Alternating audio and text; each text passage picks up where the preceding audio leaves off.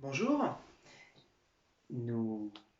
pour cette méditation, nous partons aujourd'hui d'un texte qui se trouve dans l'épître de Jacques, au chapitre 4, à partir du verset 13.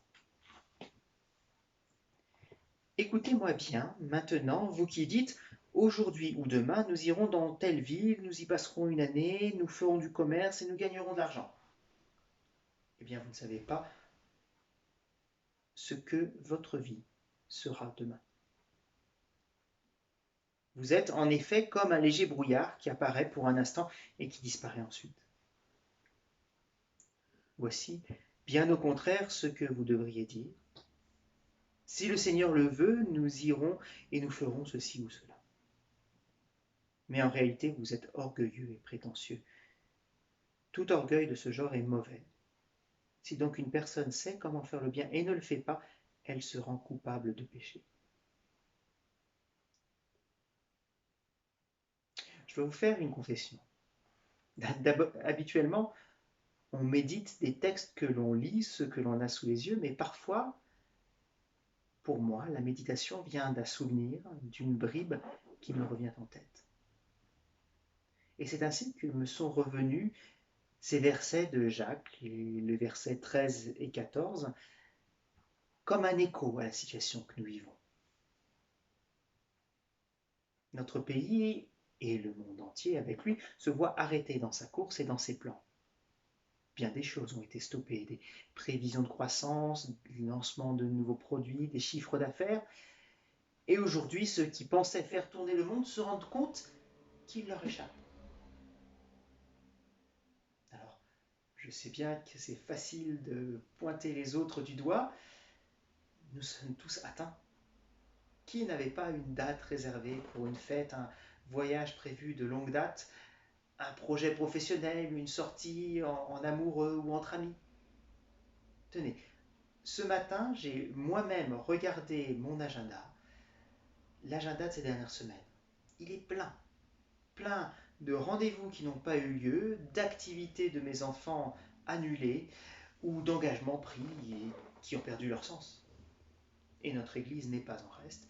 Nous avions prévu des rassemblements, un baptême, la date de notre déménagement. Tout est bousculé. Nous sommes face à face avec notre impuissance, notre incapacité à mener à bien nos plans. Nous faisons face à la sagesse biblique qui nous dit que les humains forment des projets, mais c'est le Seigneur qui a le dernier mot. Ou, pour aller plus loin dans le même sens, on peut se souvenir du bon mot de Woody Allen: si tu veux faire rire Dieu, parle-lui de tes plans. Est-ce à dire qu'il ne faut pas former de projet? Je ne le crois pas. La Bible encourage à être actif, à travailler, à prévoir, à persévérer, mais elle invite aussi toujours à rester humble et soumis à Dieu. Et cette soumission se vit à travers l'acceptation des événements qui nous arrivent. Il est bon pour tout homme de se souvenir qu'il ne maîtrise pas tout. Parfois, avec les capacités qui nous sont données, et par la grâce de Dieu, nous ne nous en sortons pas trop mal.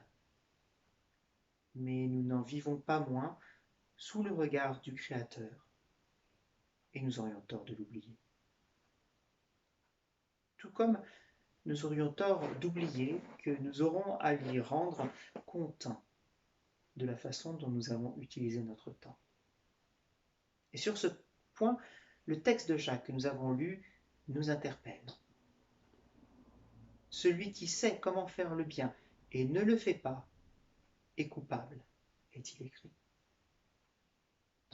Celui qui fait ses plans et construit sa vie, ne pensera ne rien devoir aux autres, rate ce que Dieu attend de lui. Car en vérité, nous devons aux autres le bien que nous pouvons leur faire.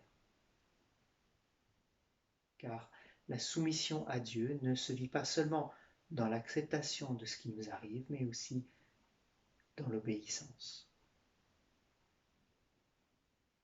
Voilà, je partage avec vous ce que je redécouvre à la méditation de ce passage, et si parfois des bribes de texte nous reviennent en tête, il est bon d'y retourner, de les lire dans leur intégralité. Oui, les circonstances nous rappellent que nous ne maîtrisons pas tout, c'est une évidence aujourd'hui. Elles devraient aussi nous faire réfléchir à ce que Dieu, qui maîtrise tout, attend de nous que nous fassions le bien. Je vous invite à la prière. Seigneur, je veux te prier que dans cette période où les choses ne se passent pas comme nous voulons, où nous ne les maîtrisons plus et nous les subissons, nous sachions être attentifs à ta volonté, être attentifs aux bonnes choses que tu prévois pour nous. Aide-nous à rentrer dans tes projets et à y participer selon ta volonté.